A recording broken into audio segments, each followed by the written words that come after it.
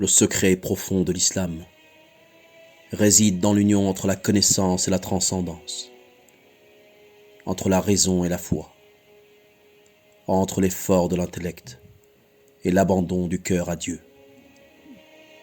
L'islam n'est pas une simple religion. Il est un voyage, une ascension, un dévoilement progressif de la vérité à ceux qui osent la chercher. Son essence est une quête perpétuelle, une soif inextinguible de compréhension et d'éveil, un équilibre subtil entre l'ordre et le secret, entre la loi et l'amour, le savoir comme chemin vers Dieu. L'islam nous enseigne que la foi sans savoir est une illusion, et le savoir sans foi, un fardeau. C'est pourquoi Allah, avant même d'ordonner la prière, le jeûne ou le pèlerinage, a ouvert la révélation par un seul commandement. Lis.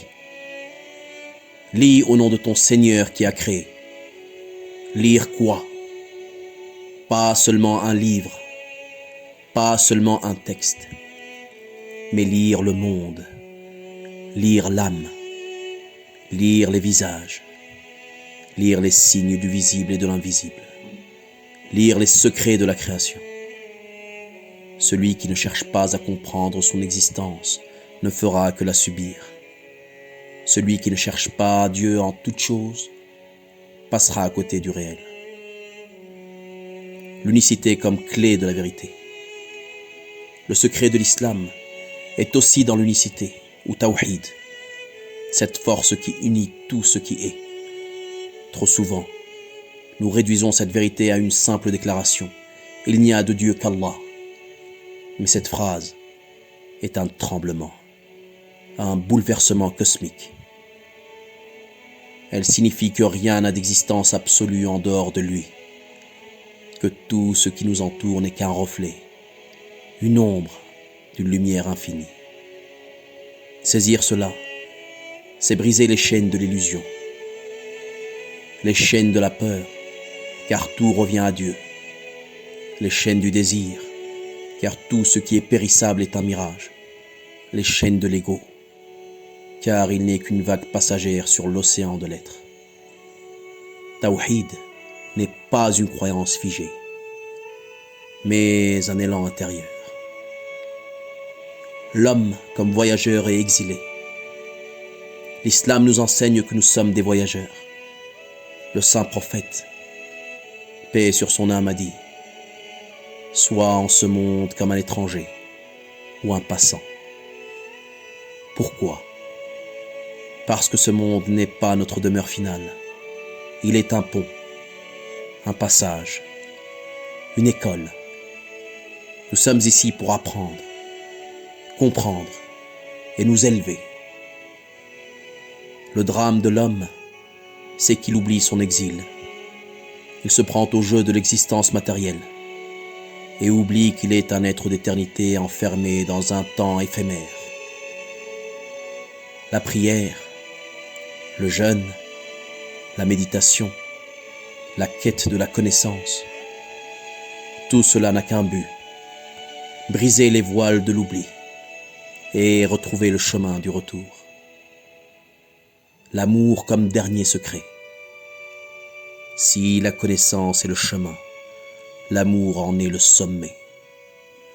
Le prophète, paix sur lui, a dit: personne ne sera croyant tant qu'il n'aimera pas pour son frère ce qu'il aime pour lui-même. Ici, à entendre frère, en humanité. Le vrai secret de l'islam, c'est que toute cette quête de vérité, de savoir et de transcendance ne vaut rien si elle ne conduit pas à l'amour. L'amour de Dieu, qui est le but ultime.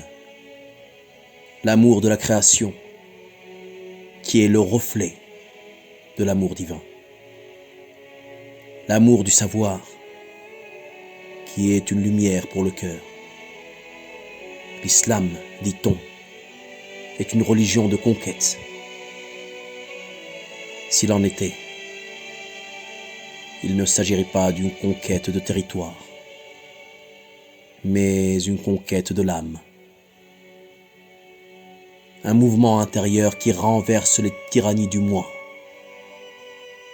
qui détruit les idoles invisibles de l'ego et qui reconduit l'homme vers ce qu'il a toujours cherché, la vérité libératrice.